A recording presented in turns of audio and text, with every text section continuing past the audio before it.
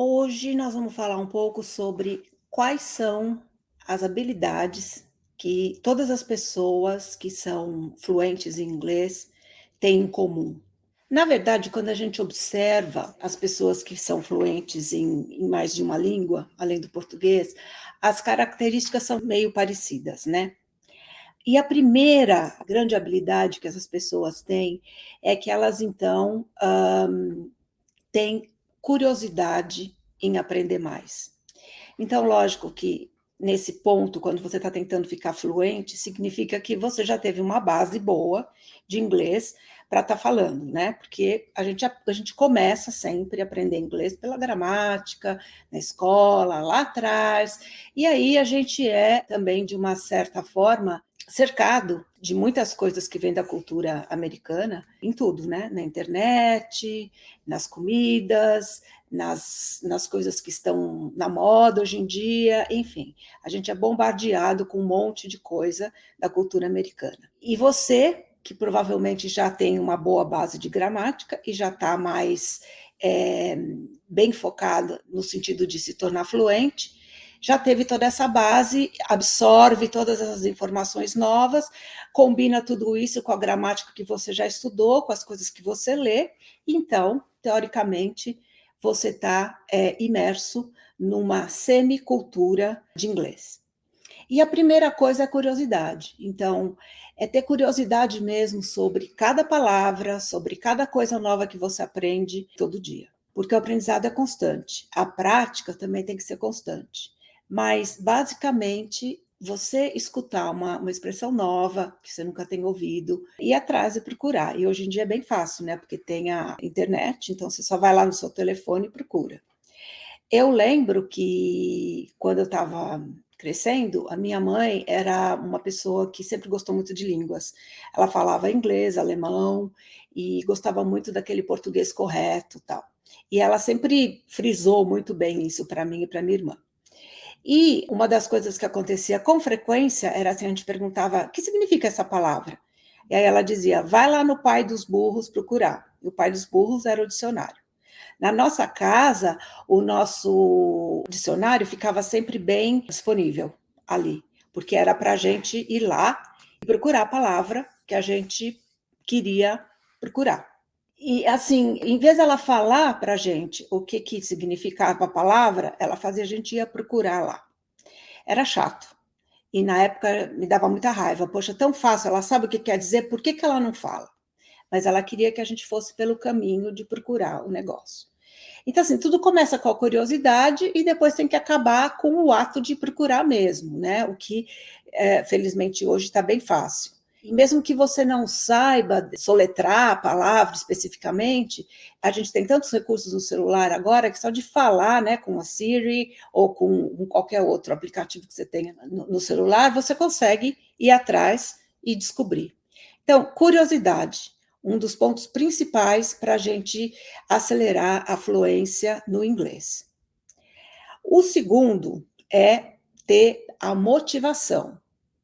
A motivação, muitas vezes, precisa vir de fora, né? Porque nem todo mundo é que nem a minha mãe, que realmente gostava de aprender, de saber mais línguas e tudo isso. Muitas vezes a sua motivação é porque você tem que ter que usar o inglês no trabalho, porque você vai ter que fazer um trabalho para a escola, ou você está num curso de pós-graduação, ou você vai fazer um exame, enfim.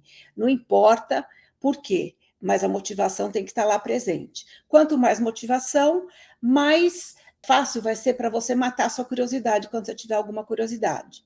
Mas assim, a curiosidade é uma coisa que você tem que ficar alimentando, não só com a sua motivação.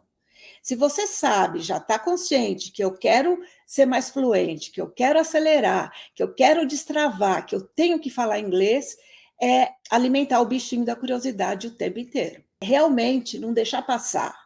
Está assistindo um filme, escutou uma coisa que você não entendeu, vai lá procurar mesmo, tá?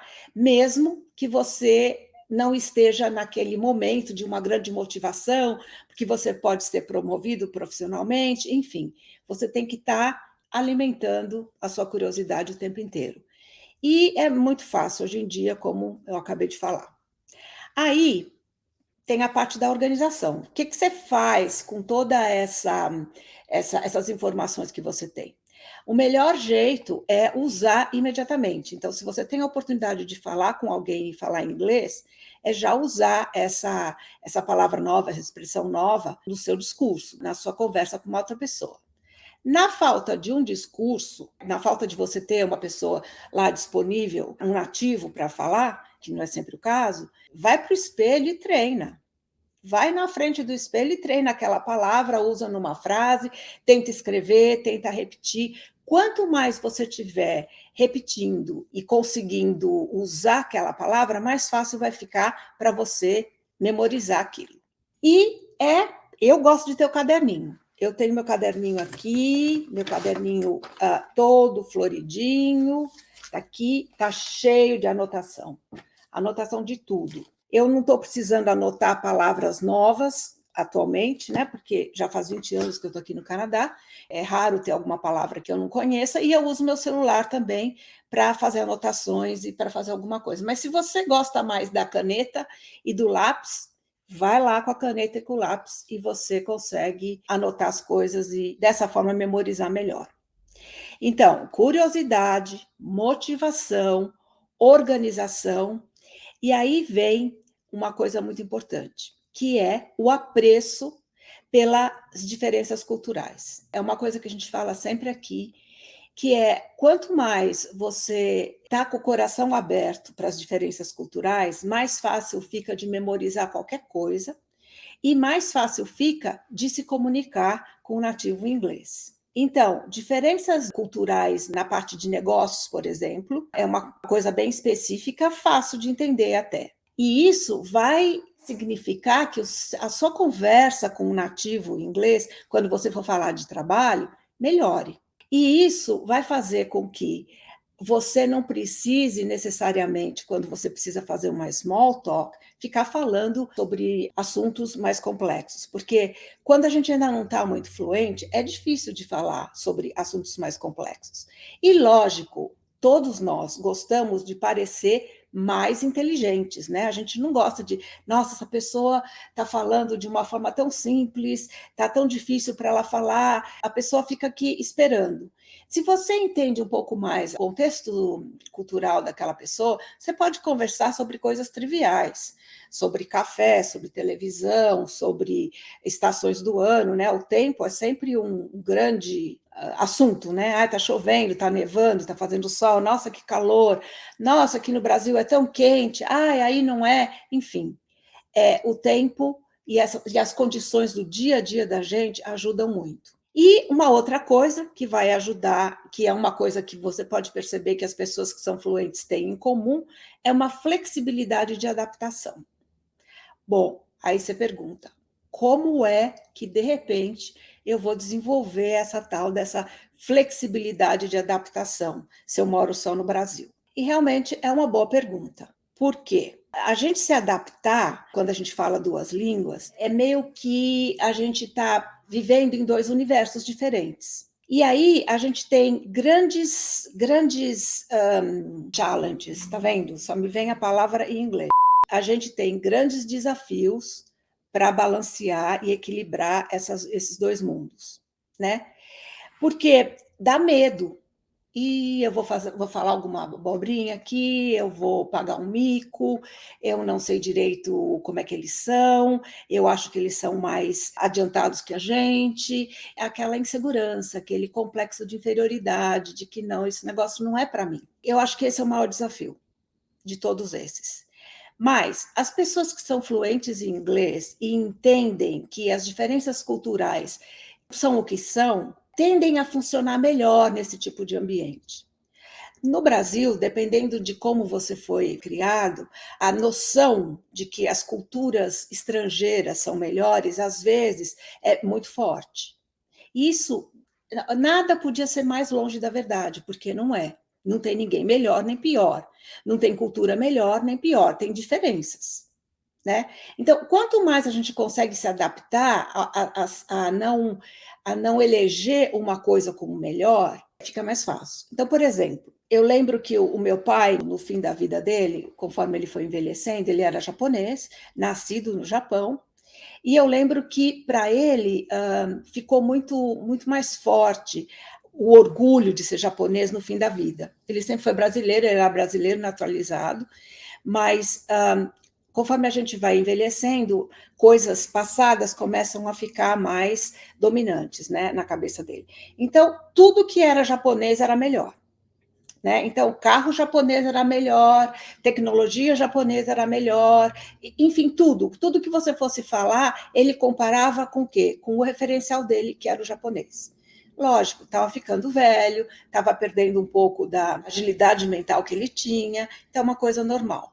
Mas essa coisa de eleger uma cultura como a melhor, só porque é japonês, eles são mais desenvolvidos nisso, naquilo, vai ficar melhor, é um conceito que as pessoas que são fluentes em inglês e em outras línguas também, muito cedo adquirem, que não existe isso. Não existe melhor nem pior. A gente é todo mundo igual, né? Então, a flexibilidade de se adaptar a uma cultura e a uma linguagem fica mais leve, porque a gente tem que fazer com que isso seja leve, né? Falar uma segunda língua tem que ser leve.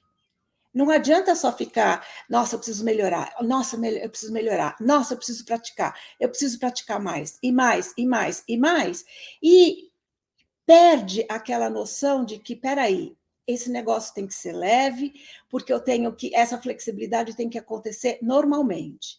Então, quanto mais a gente usar do começo da nossa conversa, a curiosidade, né, para descobrir mais coisas, achar aquilo realmente interessante dentro daquele contexto, daquele povo que está vivendo, fica mais fácil da gente se adaptar e ter flexibilidade e se sentir bem falando uma outra língua.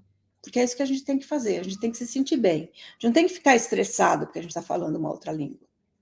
Né? A gente tem que usar os recursos que a gente tem no momento para falar, para se comunicar. Porque, de novo, é o que eu repito toda vez, falar uma segunda língua, o foco é a comunicação. Não importa se esteja falando melhor ou pior, não importam as suas expectativas, é o que é e você tem que fazer o negócio acontecer.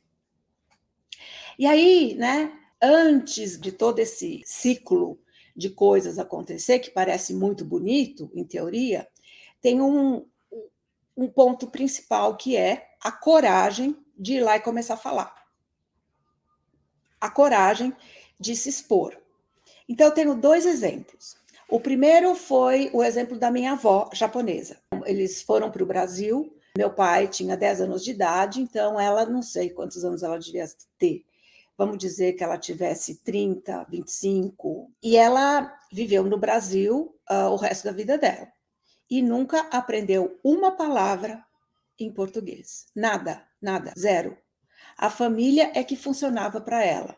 E eram outros tempos, obviamente, ela ficava em casa, ela cozinhava, cuidava de todo mundo, costurava, né? Uma vida completamente diferente. E vários filhos, então todos os filhos podiam sair, fazer compra, conversar e tal. Mas eu nunca tive uma conversa com a minha avó. E embora a gente entenda a cultura japonesa como uma cultura que protege e cuida muito bem dos idosos, também acho que faltou provavelmente uma certa iniciativa da parte dela de ir lá e começar a falar com as pessoas, porque oportunidade para falar português ela sempre teve durante todos esses anos.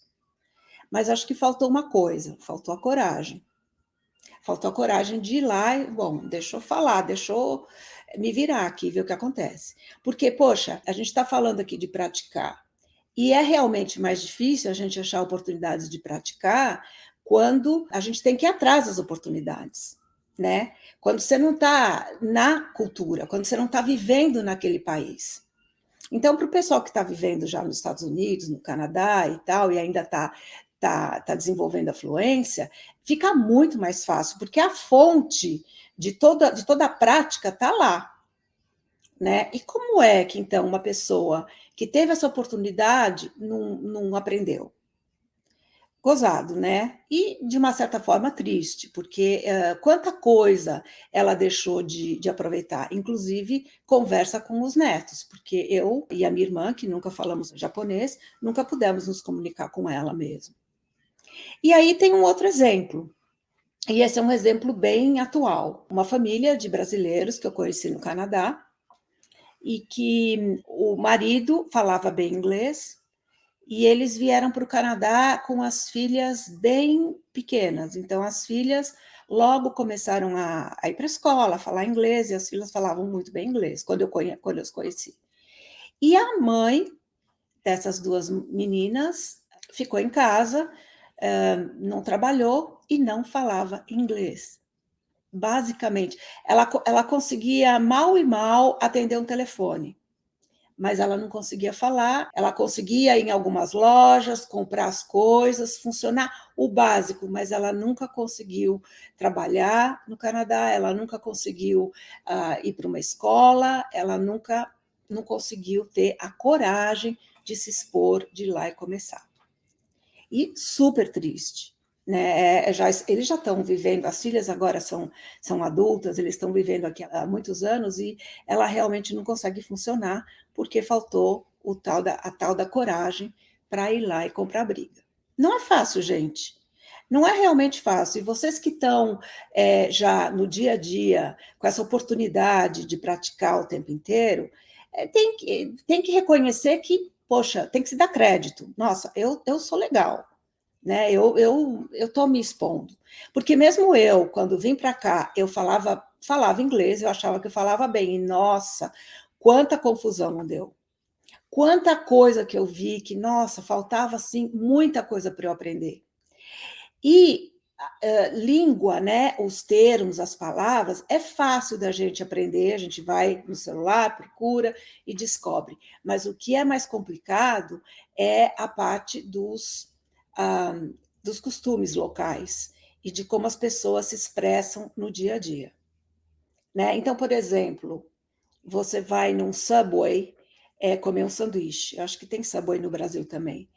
E aí você está lá, você tem que pedir, e já começa com a pergunta: que tamanho que você quer o seu Subway? 6 inches ou 12 inches? Né? E então você tem que descobrir que é o tamanho. Primeiro que a gente já não fala em inches, né? A gente não usa o sistema imperial no Brasil, a gente usa o sistema métrico. E segundo, é que é um conceito muito diferente, né? No Brasil, a gente pede um sanduíche e ninguém está perguntando que tamanho de sanduíche você quer, né? É raro, acho que, bom, pelo que eu sei, não existe esse tipo de coisa. E aqui existe. Então, são detalhes pequenininhos do dia a dia que a gente tem que acabar incorporando e é um processo doloroso, não é fácil. Mas começa com a coragem, começa com a curiosidade e termina com a prática. Prática, prática, prática o tempo inteiro. Não tem outro jeito. Só que aí fica gostoso, vai ficando mais fácil, vai ficando mais acessível, né? O mesmo problema acontece quando você está querendo perder peso, né?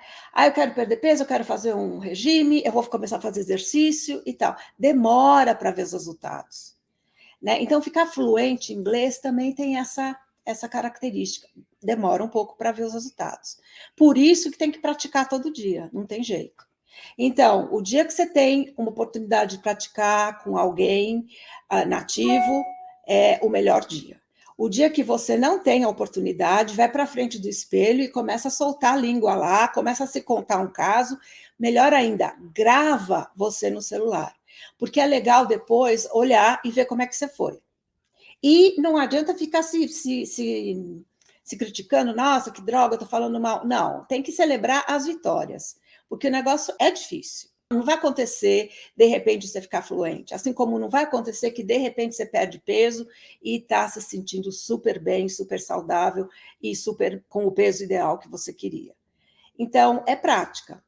Começa lá com a coragem, põe a cara a tapa, não tem outro jeito, usa o que você já aprendeu, usa o que você já tem, que provavelmente é muito mais do que você imagina, pratica todo dia, não só falar, mas escutar, né?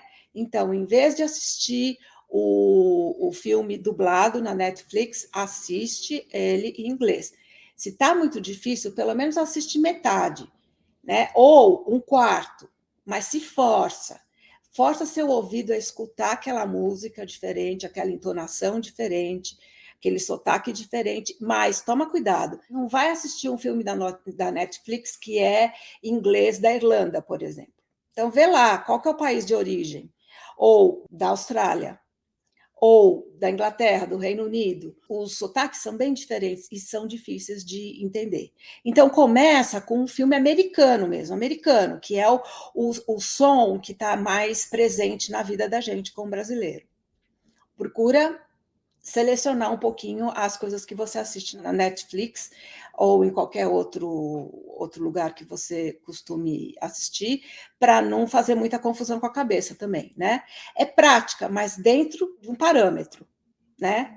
Tenta ver o que, que você já tem de recurso, combinar isso e praticar. E praticar a curiosidade, praticar a flexibilidade de entender as culturas diferentes. Aqui no Instagram eu divido muita coisa com vocês sobre aspectos culturais do Canadá e dos Estados Unidos, coisas que são bem diferentes daí do Brasil, que eu sei que são diferentes e que a gente muitas vezes numa conversa com um nativo ou mesmo numa viagem vai achar esquisito. Tudo para facilitar a vida de vocês, tudo para facilitar que esse exercício de fluência no inglês aconteça mais rápido. Então é isso por hoje, gente. Me conta como estão sendo as experiências de vocês e até a próxima vez, que vai ser a semana que vem.